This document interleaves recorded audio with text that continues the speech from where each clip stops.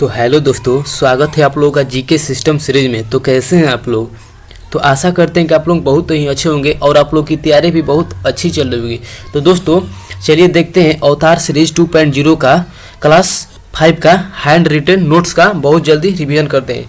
तो दोस्तों अभी आप लोगों का एसएफजीडी में कितना स्कोर आ रहा है ज़रूर बताइएगा। और दोस्तों एसएफजीडी का एनालिसिस वीडियो डाल दिया गया है, ठीक है दोस्तों, जो टेक्स्ट बुक पर जो हम सेट मारे हैं उसका डाल दिया गया है, आप भी जाकर देख सकते हैं। तो चलिए दोस्तों स्टार्ट करते हैं, क्वेश्चन देखते हैं। तो दोस्तों हम लोग का पहला क्वेश्चन है कि एक सेकेंड कि विश्व शरणार्थी दिवस कब मनाया जाता है। विश्व जो शरणार्थी दिवस है इसको कब मनाया जाता है? तो 20 जून को मनाया जाता है, ठीक है दोस्तों। कब मनाया जाता है? तो 20 जून को।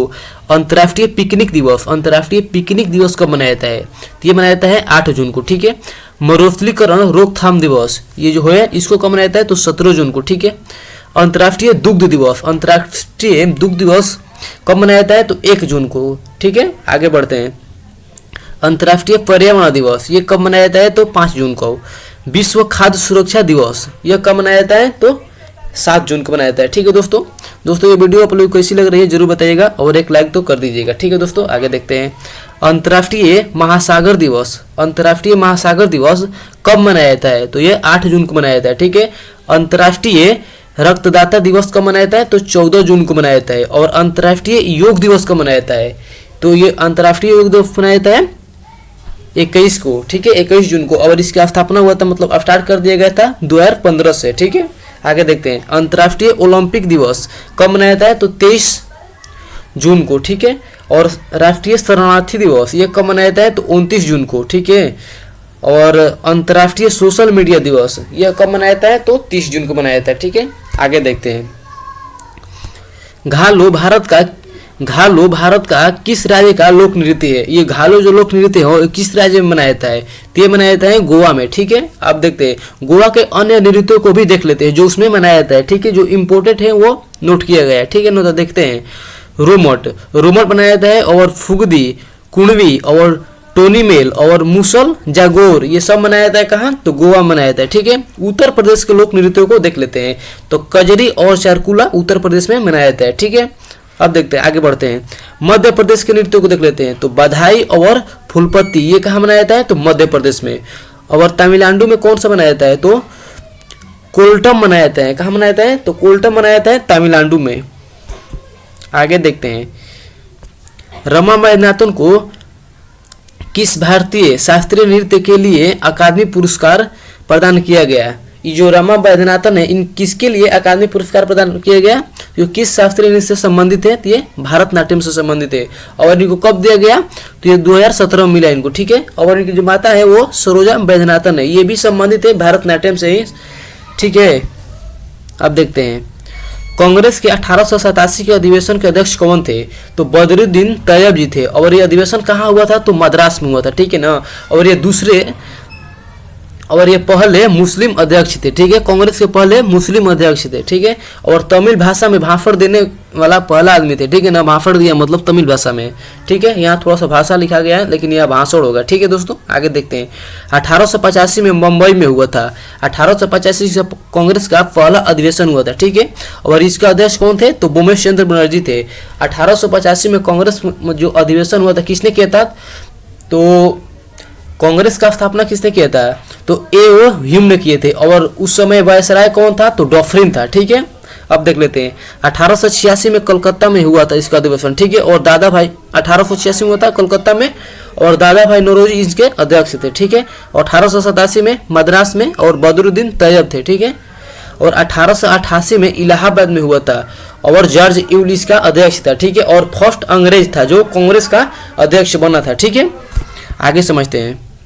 सेकेंड मुस्लिम अध्यक्ष कौन थे? तो 1896 में कलकत्ता अधिवेशन हुआ था, उसमें कौन थे? रहमतुल्लाह सयानी थे, ठीक है, रहमतुल्लाह सयानी।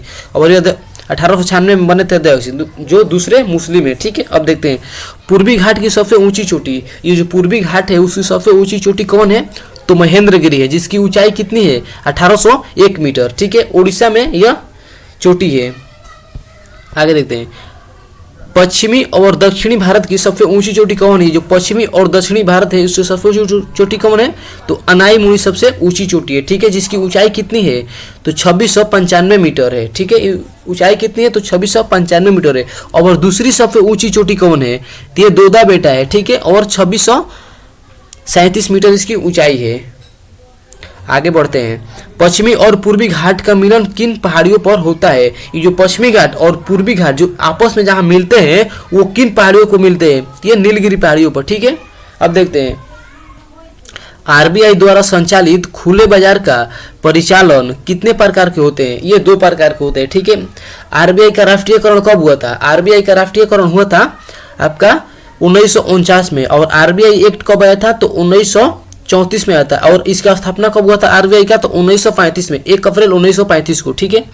अब देखते हैं, आरबीआई का जो हेड क्वार्टर था 1935 में कहाँ था? कोलकाता था, लेकिन आगे चलकर इसको 1937 में मुंबई कर दिया गया, ठीक है। अब देखते हैं, आरबीआई के क्षेत्रीय निर्देशक कार्यालय कितने हैं? ये 29 हैं, ठीक है। अब देख समझते हैं, पहले आरबीआई गवर्नर कौन थे? आरबीआई के पहले गवर्नर कौन थे? तो ओसबॉर्न स्मिथ थे, जो 1935 से 1937 तक रहे थे, ठीक है। उसके बाद कौन बने दूसरे नंबर के? तो जेम्स वेड टेलर ने बना, ठीक है, ये बना और 1937 से 43 के बीच तक ये रहा।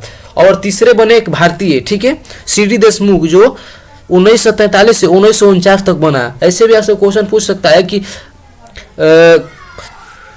आरबीआई का प्रथम भारतीय गवर्नर कौन था? तो सीधा होगा सीडी देशमुख, ठीक है। अब आगे समझते हैं, भीतरकनिका राष्ट्रीय उद्यान कहाँ है? भीतरकनिका राष्ट्रीय उद्यान किस राज्य में? तो ये है ओडिशा में स्थित है, ठीक है। और खरे पानी के मगरमच्छ के लिए प्रसिद्ध है।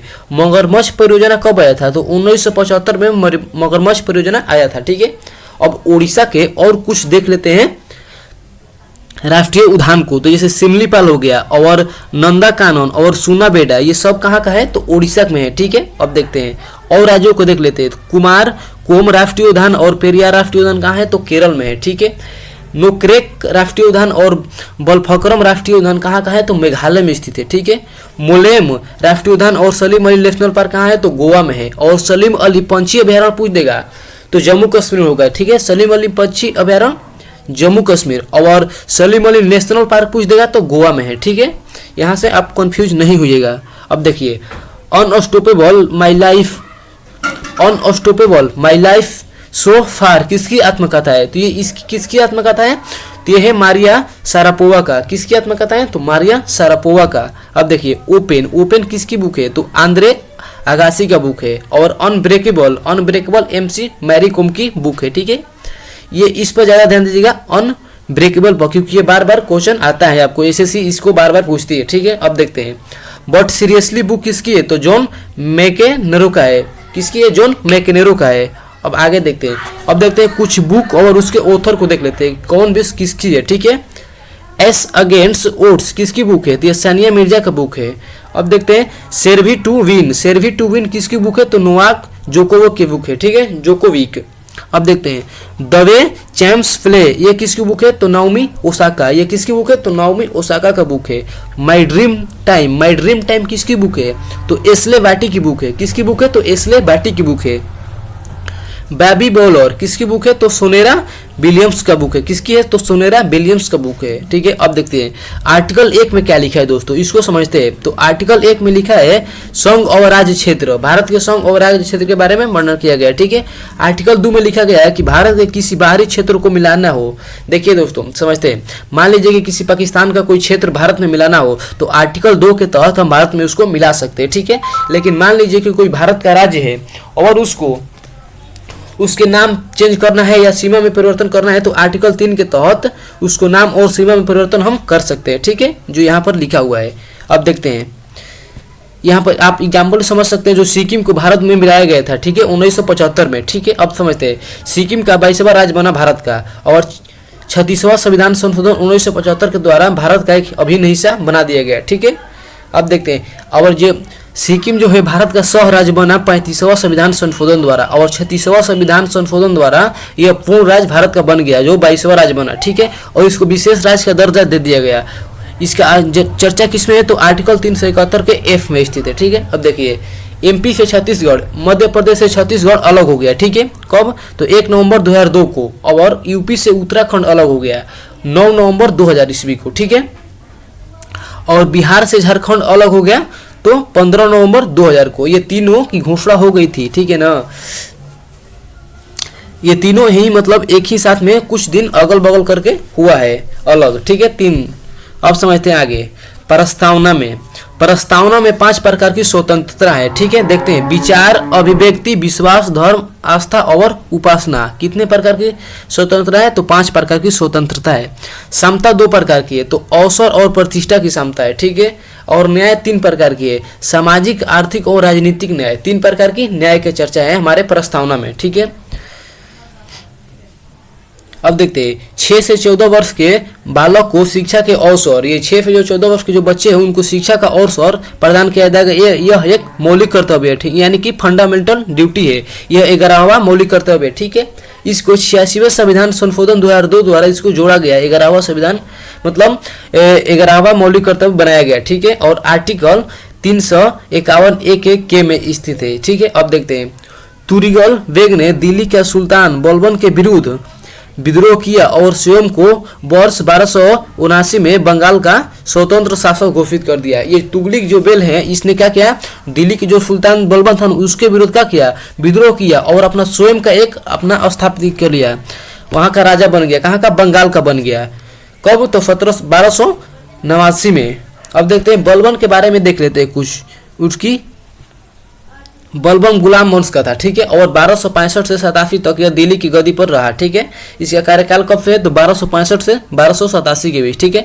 इसका उपनाम क्या है? बलबन का उपनाम क्या है? तो बहाउद्दीन इसका उपनाम है। ये खुद को क्या कहता है? जिले इलाही खुद को बोला था, ठीक है। नौरोज जो उत्सव है, जो पारसियों का उत्सव है, इसको यह फिर से शुरू करवाया, ठीक है। अब देखते हैं। फारसी पद्धति में दरबार का गठन किया, फारसी पद्धति में भी दरबार का गठन किया। अब इसने गैर इस्लामिक प्रथा का चलाया, गैर इस्लामिक प्रथा भी इसने चलाया, ठीक है। सीधा और फवोस का नियम नीति लगाया, ठीक है। ये आपको ध्यान देना, सीधा और फवोस किसने लाया था? तो बलबन लाया था, ठीक है। अब देखते हैं। लौह और रक्त की नीति, ये मेवातियों के खिलाफ था। लौह एवं रक्त की नीति मेवातियों के खिलाफ बलबन नहीं लाया था, ठीक है। अब समझते हैं आगे।